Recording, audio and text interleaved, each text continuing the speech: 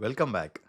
In this series, we started talking about revenue engineering and how AI has been making it much more efficient recently. Now, I want to be clear about one thing right off the bat. I don't care which model you use. I don't care if it's Llama or ChatGPT 4 or Gemini or Claude. As a revenue leader, the only thing I care about is trust. And the fastest way to destroy trust and deals with it is to give customer an AI product that confidently lies to them. In the tech world, they call this hallucination. It sounds almost cute, like a glitch. But in the revenue world, the consequences are much more serious. We call it liability. And with that comes churn. So today, I'm going to show you the specific architectural decision that you need to do to protect your brand.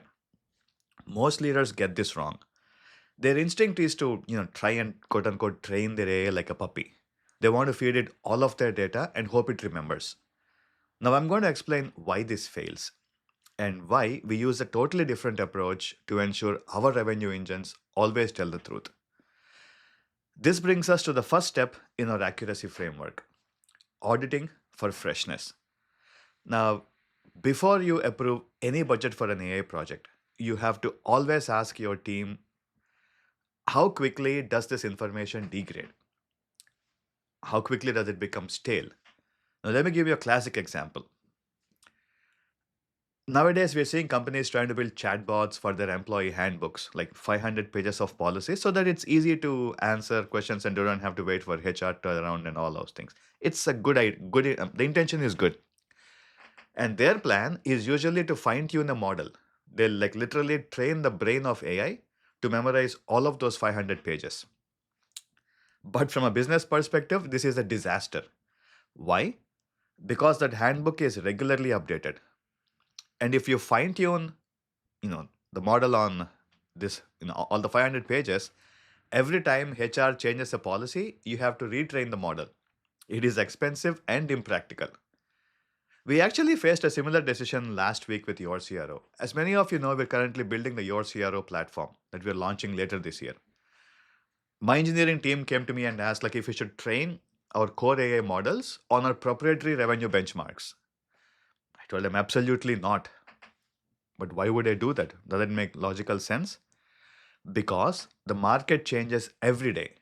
And if we train the YourCRO engine on today's data, the platform would become obsolete by next week. We are building this platform to be the standard for accuracy. We want to build something where leaders can completely trust with complete confidence so we could not take that shortcut. The rule is simple. If your data changes, like pricing or inventory or benchmarks, then fine tuning is a trap. Now, does that mean we should never fine tune? No. But as a leader, you need to know what fine tuning is best for. That brings us to step two in our framework, which is distinguishing style from knowledge. Think of an LLM like a new sales hire. You can teach a new employee two things. You can teach them how to speak, and you can teach them what to know. Fine tuning is for style. Fine tuning models modifies the weights it gives to different attributes, it changes its internal patterns, it does a lot of logic changes.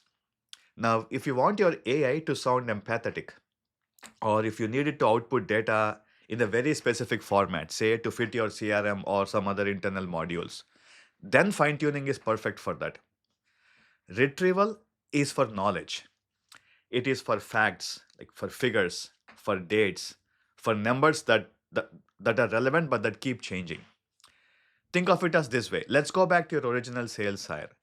Do you force him to memorize the entire price list of all the 10,000 items in your inventory? No, you would not do that. But you will teach them where that price list is so that they can look it up when needed. That is the distinction.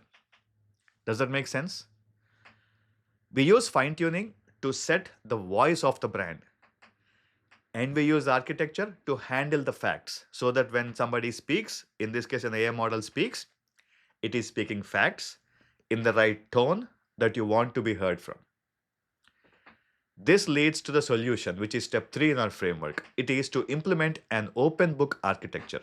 In the industry, we call this RAG, R-A-G, or Retrieval Augmented Generation.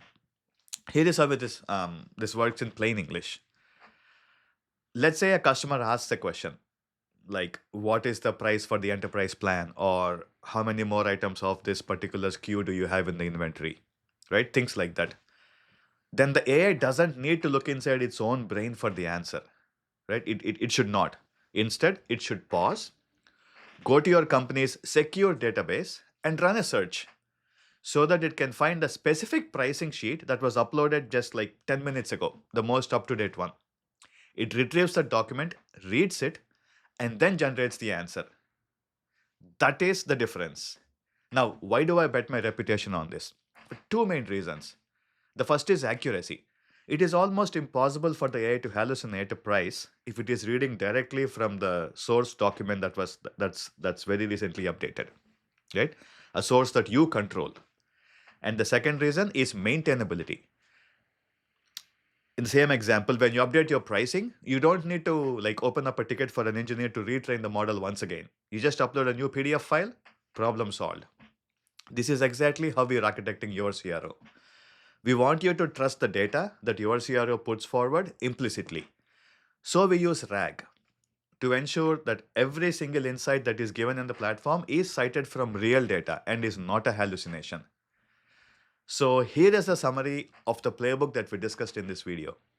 Step number 1 is auditing for freshness. If your data changes, then do not train your model on it. Step number 2 is to split the goal. You need to train or fine tune the model for style, and you need to use retrieval for facts. Step number 3 is actually building the RAG, building the retrieval augmented generation module. You give your AI an open book, not a memorization test.